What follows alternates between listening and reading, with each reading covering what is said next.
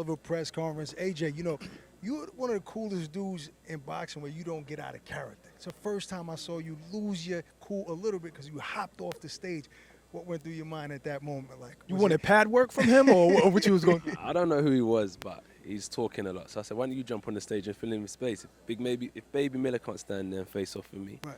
the loudmouth in the crew, why don't you come up here and do it then? So I said, like, cool, I'll just come and step in your territory. But It's nice how you threaten them real calm, though. It's cool, though. I don't really like to talk too much, but I just think it's a sign of weakness, in my opinion. Right. When you're loud and what you can do and all that stuff. I already know what you're going to do before you even come next to me, so it gives me the upper hand anyway. So I don't know. I don't really try to talk too much. Does it make it worse? Like you would think, obviously you're training to win this fight, right? To win by knockout. But his antics, is it making it worse for him? Do you go in there with more, like really wanting to hurt him? Yeah, because I can beat him easy, but now like I think I'll nearly murder him in there. So I think it's making it worse for him himself. Yeah. You said something about you going to be in Brooklyn. I don't know if that was a joke or what. What's up? You gonna be training in Brooklyn or fighting in Brooklyn? I've been Brooklyn already. It's not like I'm not saying I'm talking to him like that's where you're from. I'm saying like why don't you come and see me? So he's being a little. I don't know everyone in Brooklyn. So you like, yo, I'm on your block. Where you at? Yeah. Miller, I'm on your block. Where you at? Outside of Big Baby though, New York is showing you a lot of love since you've been here. Yeah. Brooklyn, that's what I'm saying. Brooklyn's cool. Where else? Harlem. Yeah. No doubt. Where else? No, that's about it. That's about it. Right. You said, no, that's about it. The Don't worry Bronx, about all the Bronx, that. the Don't worry Bronx. about all that. Don't worry about all that. Brooklyn is the #1 borough. What we got here? If this don't say Brooklyn, you're going to have a problem. Oh, shoot, okay. The Bronx, Brooklyn, Manhattan. I don't know what New that York, say. New York, Oh, okay, baby. New York, no Okay. doubt. So you can't He come you repping. came prepared. Listen, AJ, I'm not repping. sure. I'm pretty sure you're aware though, but the fighters broke records already in terms of revenue, and it's only tickets been on sale only since 12 noon. How do you feel about that? I think that's unbelievable, because no matter how people say it, no matter how people talk about it, stats don't lie, and it's amazing because it's in MSG, the best stadium in the world. You have some unbelievable acts here, entertainers, sports stars, and no matter like how much anyone can say, I just think stats don't lie. Like we just broke records, and that will forever be in history. And that's in history for a fight in this arena. It's unbelievable. It's broken history records, and it's unbelievable. So yeah, I don't know. I would say something. Haters, say it. No. Haters, but I ain't gonna say it on Well, you know you can say with Akim Barak. Yes, but let me, yes, what does that stat really say? Does the stat say that there's a whole bunch of Brits that bought early, or? It's not about a popularity contest, isn't it? That's why I don't like kind of going down that route. But it just shows there's a big interest in boxing, and especially like the heavyweights. So that's kind of where I keep it. So it's not so much like, and it's testament to the hard work we do outside of boxing as well. Because believe you me, like as I said, to build boxing up. When I first started boxing, we went to the New York Stock Exchange. When I first started in 2008, there was a big financial crash in the world.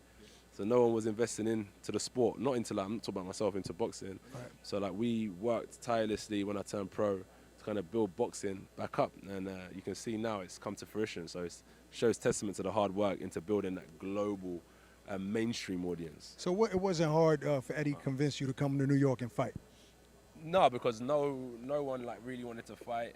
UK was popping, so it was like I said, Eddie, where's the next best place like, or that sits online on par with Wembley Stadium? And he was like MSG, and I said, but who can you get? He goes, why don't you look at Big Baby Miller, New York born, Brooklyn fighter, loudmouth, got history, I looked and I said, yeah, that's easy work. So we get predictions from you. We got one for Povetkin. Can you predict the round? I said round 7, but I think like round 4. Round 4. He just made it worse and made it. It's going to be earlier. It was going to be 7, but now it's 4. I don't know. You see, it's tough. It's not easy. It's not.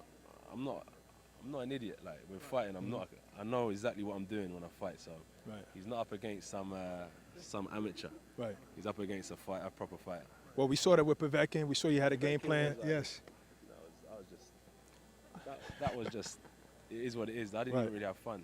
Nah? I'm fresh right now. Povetkin had injuries. If you watch the documentary on my YouTube channel, like, subscribe, and comment.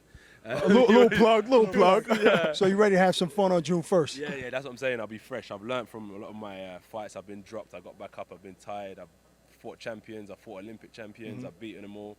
I predicted knockouts, and now I feel like Jarrell Miller, he's just stepping into the lines then with a real one. All right, well, we want to wish you good luck. I can't wait to see I the Garden want to that know night. something, though. What? I want to know something. Before he goes, go ahead. I knew it was going to be a little hectic, you know what I'm saying, because that's how Brooklyn gets sometimes. But when he pushed you, what did you say to him afterwards? Because it looked like you kept your cool, kind of like Usyk. When Usyk got pushed. Stand here. I said, like, what you standing over there for? I said, come stand here, like, come face off. Right. Like, what you standing over there for? You push me and then you standing here. Like Why you messing up my money? I just like stand here and come and face off with me. Then we done it again, and he's had to take off your glass and look me in the eye like a man. Right. And that's it. I remember last time when Brazil kind of crossed that line and you felt disrespected. I'm just tired, bro. I just been training, and it's just traveling. I had to travel 3 hours across London to go and do this press conference, and I was just tired. Tired and hungry. Right. The two worst things. So Brazil just kind of crossed me at the wrong time. That was all. All right. But listen, you throwing kisses at mothers now. You know what I'm saying? She's pretty. Yeah, she's pretty. I don't know how he was born. I don't know. You think he's turning you into a bit of a trash talker? I don't know where, but she's pretty. But I don't know how the fuck. Like wow. All right, so you got to get out of here and do a bunch of press. We look forward to seeing you on June 1st, man. See you. Let's go see you. All right, so there you have obviously it. he's not that upset. You know, he lost his cool for a second, but he says it's going to be worse for Big Baby, Barack.